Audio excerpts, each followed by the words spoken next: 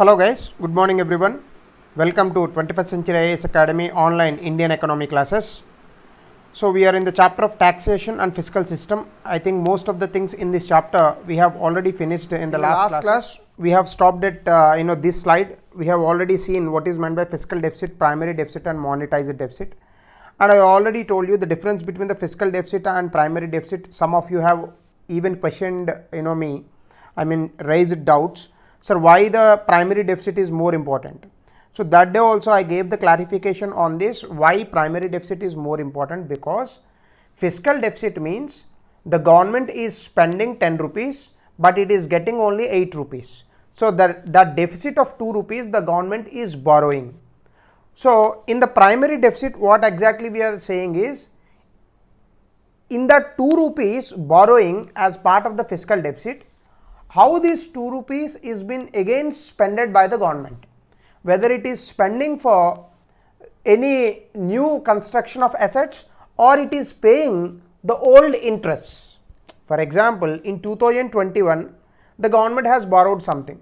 In 2022 the government has to pay the interest rates for the previous borrowing. So if you are simply borrowing the money in this year to pay the interest rates for the previous year borrowings, then that is something that we have to think about. Why? Because if you are borrowing some money and if you are using it for productive purpose, it's fine. But if you are borrowing money simply to pay the interest rates for the previous months or previous borrowings, then it is a bit difficult point. To show the difference, what we are doing in the primary deficit, we simply subtract these interest payments from the fiscal deficits, right? So interest payments from the fiscal deficits. Give me 1 second. So from the fiscal deficit, what we are doing, actually we are deducting the interest payment. You see, fiscal deficit net of interest payments, it is the non-interest deficit and reflects the current fiscal of the government. Ante currently by borrowing in this year, currently how much money we are borrowing for the use of this year, but not to pay the interest of the previous years.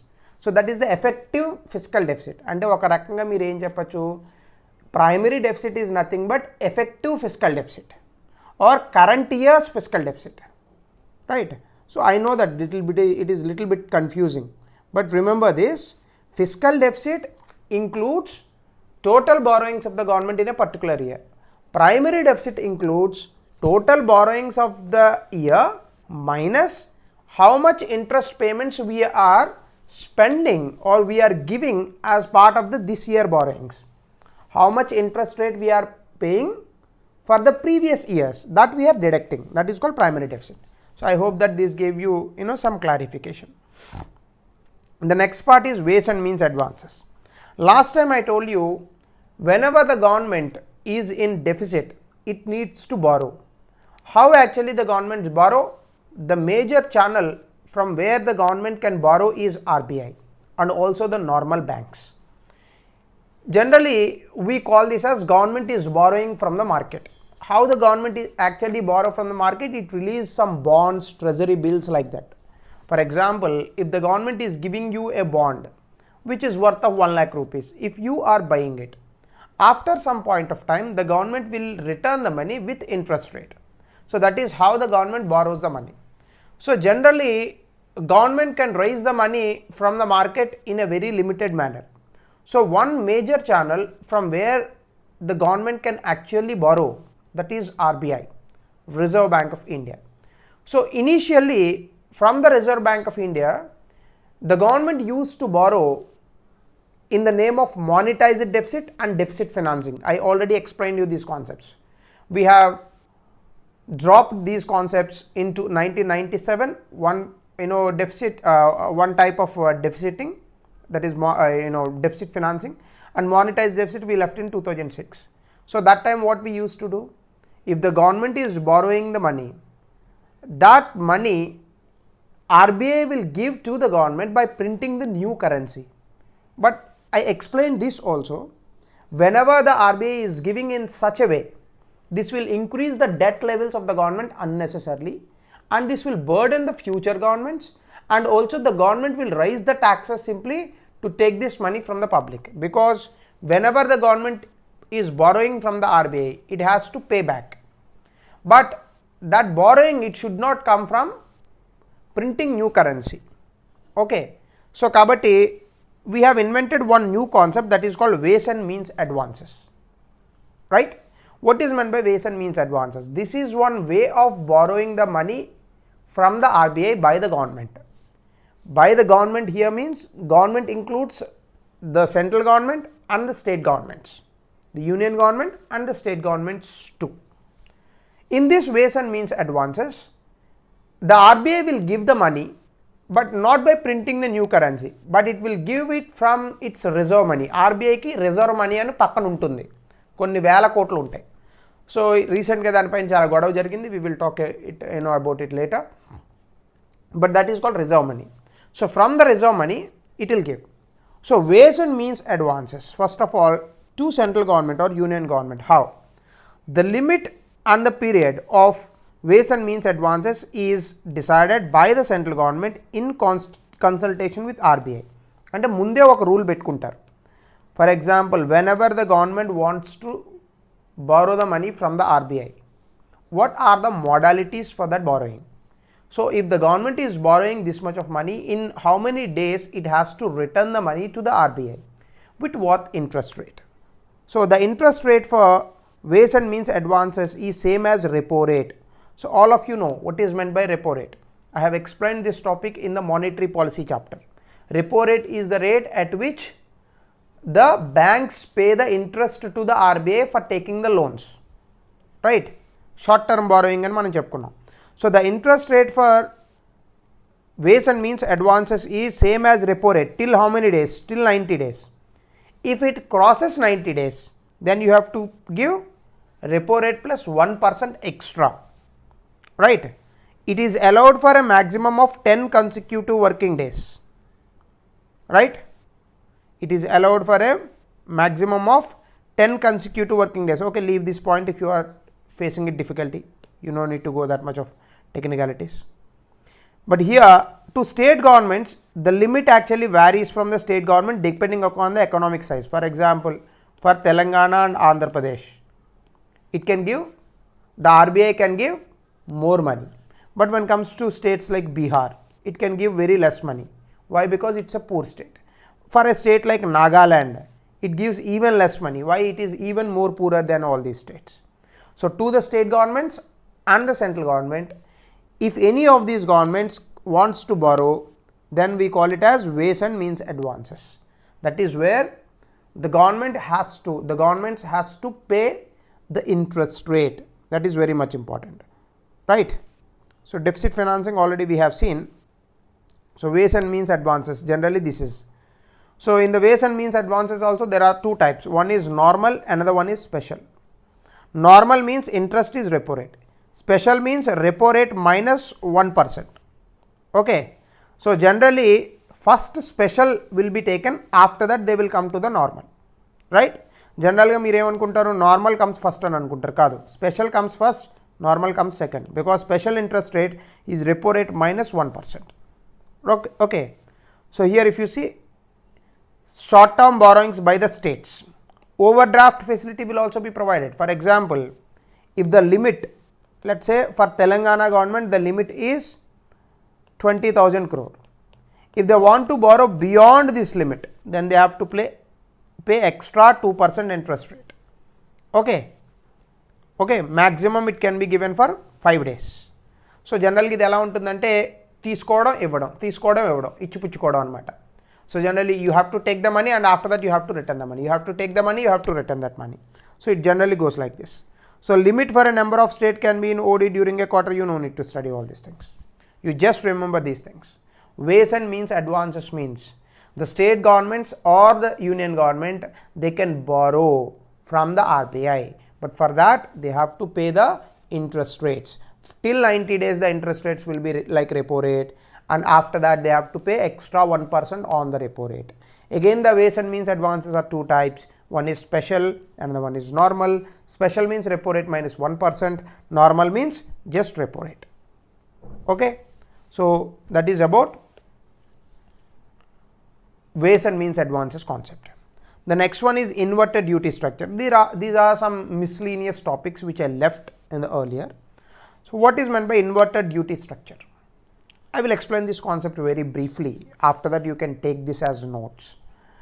So inverted duty structure means, I will explain you this with an example. Let's say India is importing some raw material from China. Okay, and also, and the raw material, for example, let's say with this raw material you can produce a good called X. The same good X which is manufactured in China, we can also import that. So this is a Chinese product, but in India we are also making this product by importing the raw material. See, I am repeating this point one more time. From China we are importing a raw material. After importing that raw material, we are making a product called X which is made in India. Same time, the China is also exporting the same product very similar to the Indian product, that is X, but which is made in China.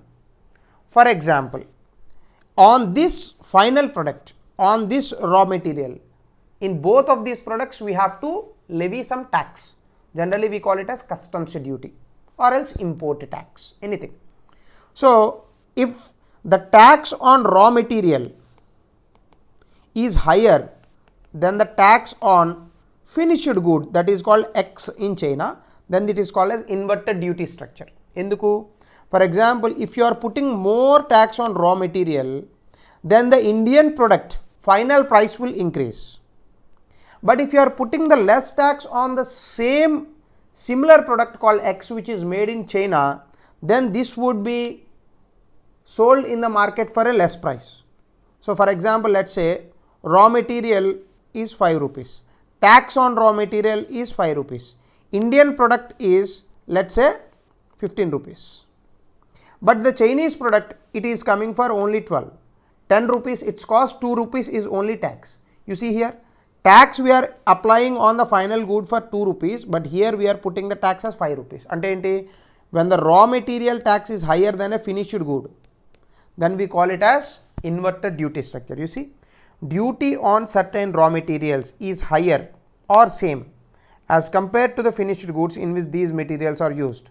Such materials includes oils, chemicals, caustic soda, ash, etc. In addition to the customs duty, raw materials are also subject to sales tax. Therefore, total tax incidence on the cost of local manufacturer goes up. And enti, the price of an Indian good would be higher than the price of a Chinese good. Then people would prefer obviously the Chinese good because of its less price. Then this is called as inverted duty structure. So please remember this. Okay. So this one is high taxes on processed foods. This is a very easy thing. The existing tax structure and its high overall incidence hampering the growth of processed industry. The increase in excise duty in the last year's budget from 8 to 16% adversely affect on processed foods. We eat processed foods, right? Lace packet, Kisan jam, these are all what? Processed foods. వాటిపైన ఎక్కువ ట్యాక్స్లు వేస్తున్నాం. So this is what you just know, but anyway we will study this in the food processing chapter. So you wait for that time. But till now, please take this as notes. This point, please left it like that. So you no need to take this one as notes. So the next part in this is called fiscal drag. So what exactly meant by a fiscal drag? In a progressive taxation system, as the wages rise, a greater proportion of income tax is paid. This dampens aggregate demand. So I will explain this with a clean example so that you will understand this better. Let's say for example, there is one employee. His salary is just 20,000 rupees per month, which means yearly 2,40,000 rupees, right? So this is his salary. So when some person is earning less than 2.5 lakh, he is not supposed to pay the income tax. Okay, so this is what is happening in 2019. But suddenly in 2020, because of the COVID and other situations like inflation, his salary is not actually increased, but the incentives on his salary has increased.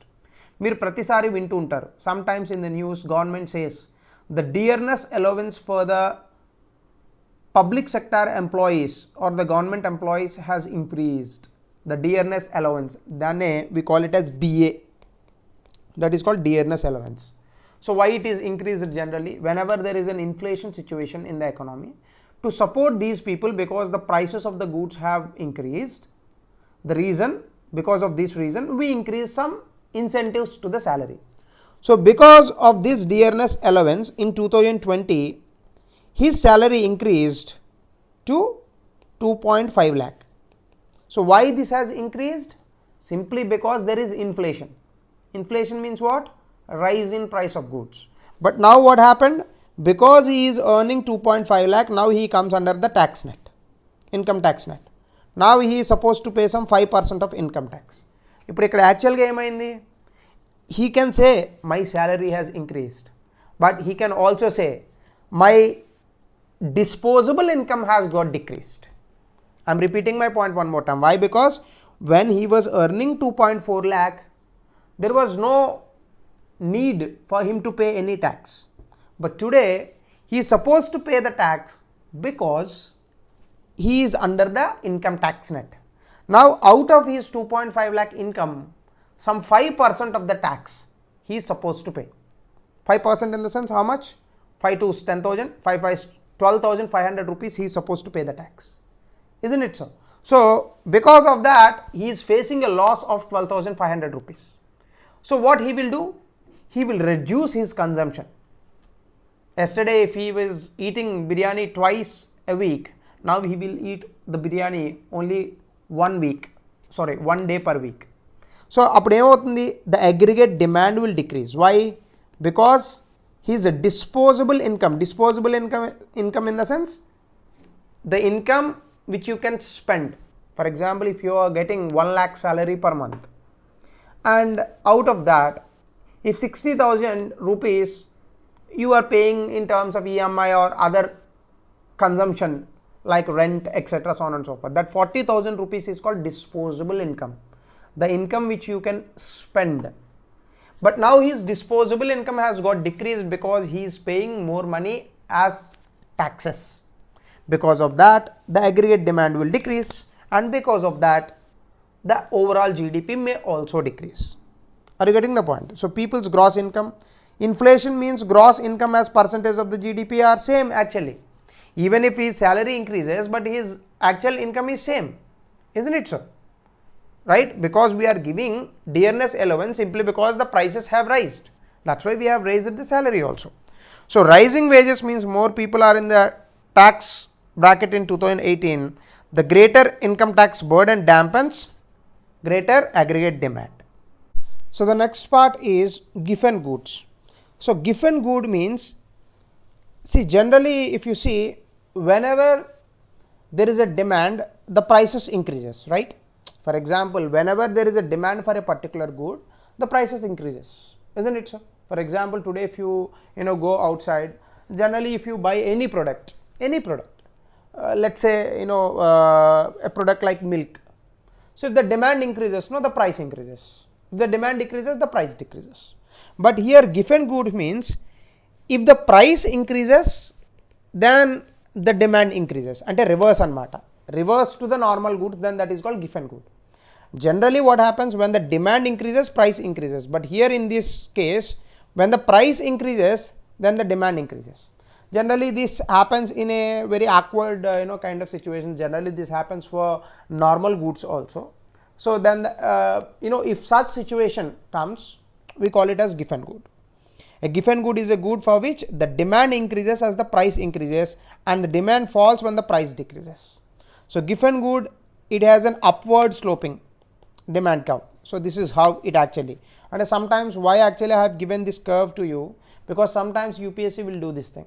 It will simply give this curve or any kind of graph to you, and it will ask you to identify this graph represents which of the following: laughter curve, given goods, or something else. So they'll ask you like this. So you should be in a position to identify it. Are you understanding? So demand curve as shown in the graph, which is contrary to the fundamental law of demand, which states that quantity demanded for a product falls as it. So it simply means generally whenever demand increases, price increases. Whenever demand decreases, price decreases. But this is reverse. Whenever price increases, the particular good demand increases. Whenever price decreases, the demand also decreases. So reverse. So this is called as Giffen good. So this is generally asked in the prelims examination. You have to remember all these things. They are all miscellaneous things. So apart from this, there is one more thing that is called financial responsibility. So this is where actually we have to discuss a lot. See, generally when the government spends money as part of the budget, it spends lakhs of crores of rupees. If you see, government is around spending 11,000 to 15,000 crores per day. The total amount of the central government that is spending per year as part of its budget is 30 lakh crore. So the government has to be a bit responsible for this spending, because all of this spending, it is for the people's development or for the people's welfare or for the social welfare. So the point is here, this spending, which is actually a financial responsibility, this spending has to be done with a discipline. So without this discipline, for example, even if you are a crorepati, if you don't have the financial discipline, it is very, very, very difficult for you to keep that property, those crores of rupees. It is very difficult for you to keep it. So that's why financial responsibility is very, very important. How much billionaire you are, how big billionaire you are, or how much poor person you are, it doesn't matter. It is the financial discipline which makes you a comfortable person in society. For example, let me give you an example. Let's say I am earning just 20,000 rupees per month. So just imagine like this. So in that case, I am spending only 15,000 rupees per month. I am saving 5,000 rupees. So this is scenario number one. Scenario number two, I am earning 2 lakh rupees per month, but I am spending 2.5 lakh rupees per month unnecessarily by borrowing this 50,000 extra from someone. This is scenario number two. So which one is actually good for a human being? Which one is actually good for an individual in this modern economy? Definitely the scenario number one, because at the end of the year, in the scenario number one, he will be with 60,000 rupees savings. In the scenario number two, he will be in the 6 lakhs deficit. So which is good, 6 lakhs deficit or 60,000 savings? Definitely the 60,000 savings. So this is what financial responsibility, or this is called financial discipline.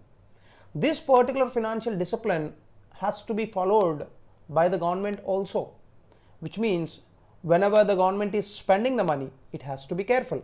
Whenever the government is accepting the taxes from the people, it has to be careful. Whenever the government is making a budget, it has to be careful. At last but not least, whenever the government is borrowing the money from the market or the RBI, again it has to be very careful, isn't it so? So that is what. So fiscal responsibility, now what we have done, we have made laws for it, we have done some regulations for it, we have written some policies for it, and it is the responsibility of the every employee. Why I said every employee? This is not only true for the government, but this is also true for any individual business also. So what exactly the fiscal responsibility includes? One is financial management. You have to manage your finances, right? How much finances you are getting, how much income you are getting, how much spending you are doing. There has to be a clear-cut invoices and reports for that, tally work for that. Internal control, that is called discipline. Financial report review process, I will explain you this. Policy and procedure identification and compliance. Fiscal communications, identification and communication of other financial risk issues. All these things we will understand only under one act, that is called FRBM Act. to bring this financial responsibility and discipline to the government, in the year of 2003, we made an act in the parliament that is called Fiscal Responsibility and Budget Management Act. So this Fiscal Responsibility and Budget Management Act, actually it is to institutionalize financial discipline. That is what, and from now onwards, how the money should be spent, how the money should be borrowed, how the money, the government should do in each and every aspect of this money. Everything is done by institutions rather than the people, because whenever something is done by institutions, there will be accountability. Whenever something is done by people, there will be no accountability, right? So it is an act of the Parliament of India to institutionalize financial discipline and to reduce India's fiscal deficit, because every year if you keep on borrowing, what will happen? One day it will burst. For example, if you are earning 2 lakh rupees per month, every month you are borrowing 50,000 rupees. One fine day what will happen? This will simply expand like a balloon and it will burst one day and you will be in debt. Divala distam ante kada. So likewise, when the government is keep on borrowing every time, it is going to be a big problem very soon. So that's why we have to stop it. We have to reduce this fiscal deficit. But that doesn't mean that fiscal deficit has to be zero. Why? I will tell you in the tomorrow's class. But we have to reduce the fiscal deficit, and not only that, we have to improve the macroeconomic management, the way that we manage the resources of our country. We have to do it very secondly. We have to do it very precisely. We have to do it very efficiently. And the overall management of the public funds, because after all, whenever the government is getting the money or whenever the government is spending the money, that money belongs to whom? Public funds, simply. That's where we have to make a balanced budget. So what are the objectives of this act? First of all, to introduce transparency or transparent fiscal management systems, and to introduce more equitable and manageable distribution of the debts over the years, and to aim for fiscal stability in the long run. So how actually we can do it? So these are the objectives. What are the objectives? First one, reduce fiscal deficit. Generally, fiscal deficit we represent as percentage of GDP. So how much percentage of GDP it should be? And long term macroeconomic stability. Sthiratva undali economy lo. The economy shouldn't give magical numbers, right? What is meant by magical number? This year 0% GDP, next year 10% GDP, next year 20% GDP, and then next year 5% GDP. It shouldn't fluctuate like this. No magical numbers. It has to be progressive. This year 5%, next year 6%, next year 7%, next year 8%, next year 7.5%, next year 8%. So very, very, very close numbers it should be. So macroeconomic stability and debt management. You have to manage the debt also. Debt generally two types, long term debt, short term debt. I will explain this also tomorrow. And greater transparency in fiscal operations. There should be transparency. How much government is spending, in which area it is spending more, what are the priority areas of the government when it comes to the spending. At least we should know all these details, isn't it so? So without knowing all these details, if you want to spend the money, that is ridiculous. And also, what was the target? Eliminate or reduce the revenue deficit to 3% of GDP by 2008. Even in 2020 also, this number never came. Especially after the COVID, due to COVID situation, this 3% now, it is increasing to around 5 to 6%. See, when we made a target 2008, even after 12 years also we are unable to reach the target because of different problems. So what exactly this Fiscal Responsibility and Budget Management Act? So these are the main purpose or the objectives of this act. So these things very elaboratively we will continue from the tomorrow's class. So this is the end for today's class. So the rest of the things like this FRBM Act and also transparency requirements and other targets, what is meant by budgeting. So this is actually the budgeting chapter. So once we complete FRBM Act, so that would be the end of the taxation chapter. So rest of the issues we will continue as usually. So that's it for today. So this is the end of today's class. If you have any questions or doubts or comments on this particular class, you are always free to message me. So thank you. This is the end of today's class.